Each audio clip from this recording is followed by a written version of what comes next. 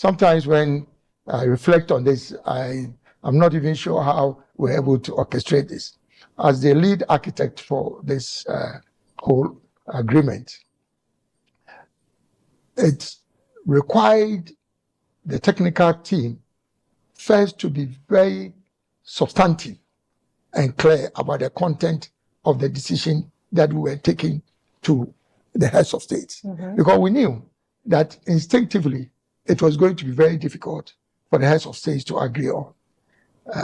Post-independence, every country seemed to have been interested in defending their territorial integrity and defending their sovereignty, rather than talking about integration. But we worked our way through. It's not everything that you can talk about on camera. But the interesting thing was, when we finally was able to put together the draft agreement, normally you bring this to a point where then there's legal scrubbing, as we call it, before it becomes a document that you can put before the heads of states. Everybody started feeling jittery. That, as the Americans will say, ain't gonna happen. Ain't gonna happen. So the chairman of the African Union asked myself and another colleague of mine who have been leading this effort, telling us that, well, you say it's going to happen. So make sure that... We'll make it happen. Make it happen.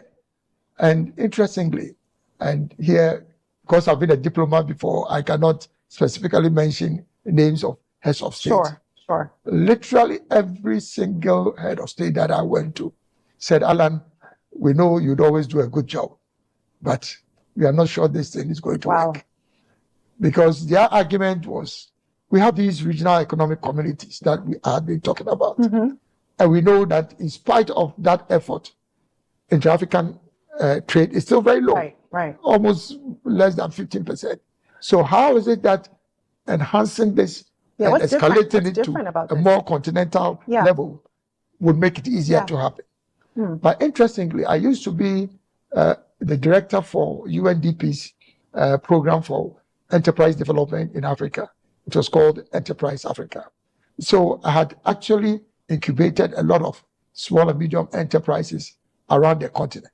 So I knew the potential of the continent, that it could work. And I had to tell my story to almost every head of state that I went to try and convince them that it would work and at least they should endorse it.